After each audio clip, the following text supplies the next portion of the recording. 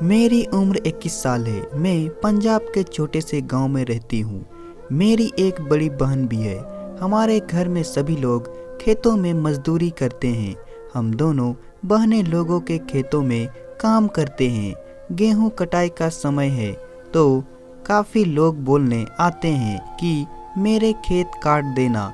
तो वैसे हम दोनों बहनें बहुत गोरी है, लड़की होकर के तुम काम करती हो।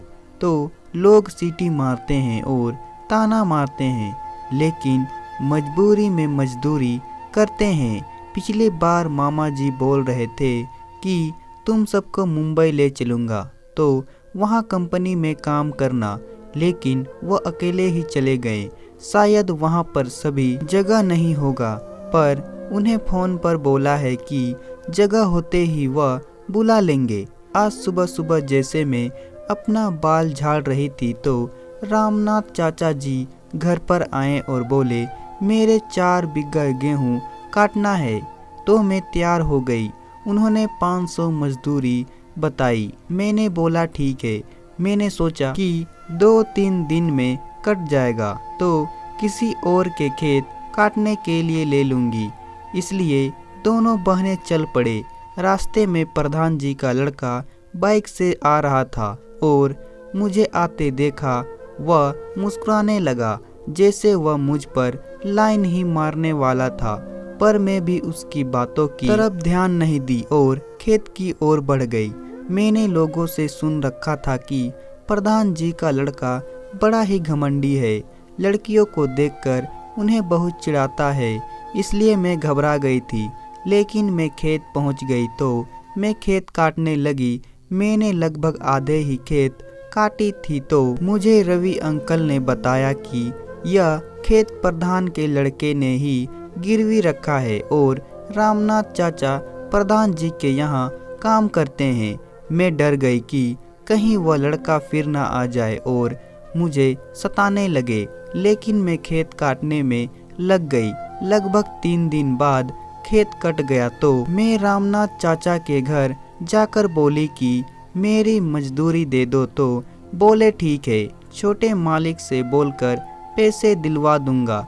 मैं हैरान हो गई और उनसे बोली कि छोटे मालिक कौन है। तो बोले तुम नहीं जानती हो, प्रधान जी के छोटे वाले लड़के, उनको सब छोटे मालिक बोलते हैं। प्रधान जी तो कहीं जाते ही नहीं हैं। वैसे तो मैं सारा काम उनका देखता हूँ, लेकिन पैसे वगैरह का हिसाब वही करते हैं। तो मैं शाम को प्रधान जी के घर पहुँच गई और पहुँचते ही नमस्ते बोली। प्रधान जी का लड़का कुर्सी पर ऐसे बैठा हुआ था जैसे कोई महाराजा हो। मुझे पैसा मांगते देख प्रधान जी का लड़का बोला, बहुत जल्दी खेत काट दिया, मेहनती हो तुम, अच्छी बात है। दोपहर का समय था तो गर्मी ज़्यादा हो रही थी, इसलिए लोग अपने अपने घरों में आराम कर रहे थे और शायद प्रधान जी के यहाँ सब लोग किसी रिश्तेदार के शादी में गए थे, तो उनका लड़का ही अकेला था। अगले पल वह कुर्सी से उठा और मेरे पास आकर बोला, काफ़ी सुंदर लगती हो और मेहनती भी हो। यह सब मेहनत छोड़कर कुछ और करना शुरू कर दो तो मेहनत नहीं करनी पड़ेगी। मैं घबरा गई, उनकी बातों को समझ नहीं पाई।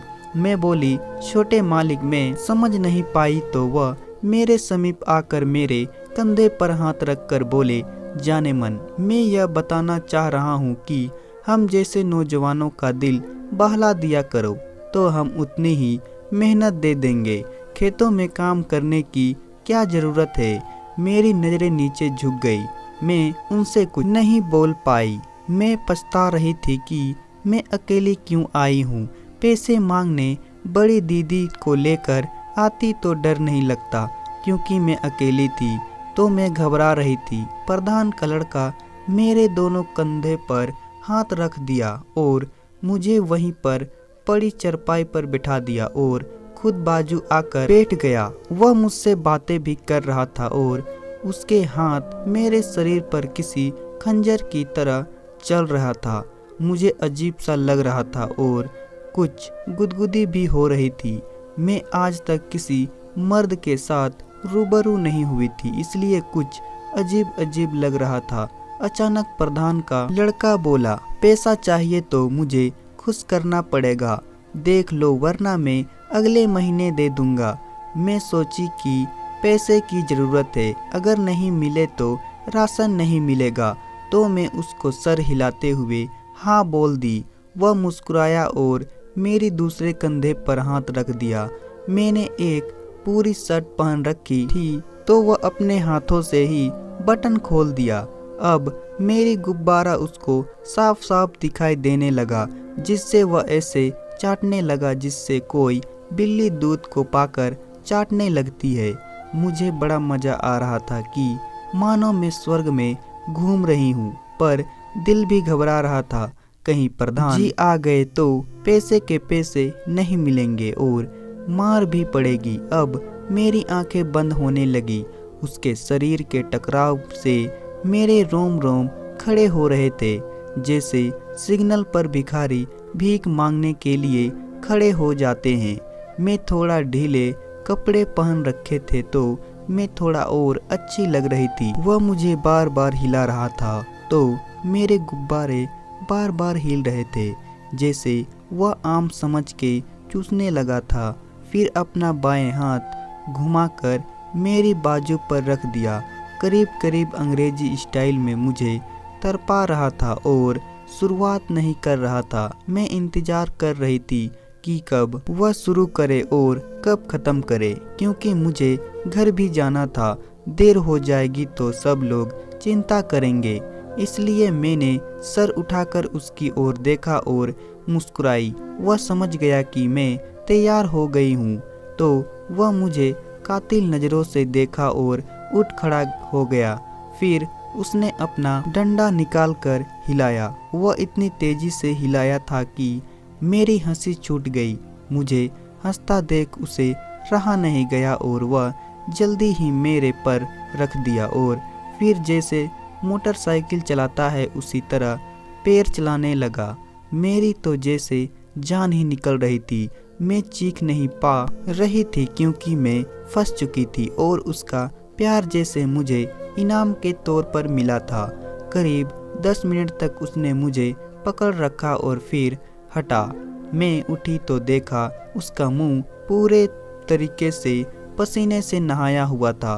उसने पसीना पोंछा और 500-500 के नोट देकर बोला, ऐसा करो। मैं 1000 लेकर निकल गई। मैं रास्ते में यही सोच रही थी कि इन पैसे में कितना दम है कि उसने अपने पास बुला लिया। इन पैसे की वजह से आज मैं वह सब कर गई जो मुझे नहीं करना था, लेकिन मन में एक अलग तरह की खुशी भी थी कि चलो कोई तो है जो मेरी इस जवानी का प्यास को ख़त्म कर दिया। इस तरह प्रधान का लड़का जब भी मुझसे मिलने खेतों में आता तो अजीब अजीब तरह से प्यार करता और मुझे हमेशा 500 के नोट दिया करता। मैं पैसा लेकर खुश हो जाती और वह मुझसे प्यार करके खुश हो जाता। तो दोस्तों, कहानी पसंद आए तो वीडियो को लाइक करें और साथ ही साथ चैनल को सब्सक्राइब भी कर दे।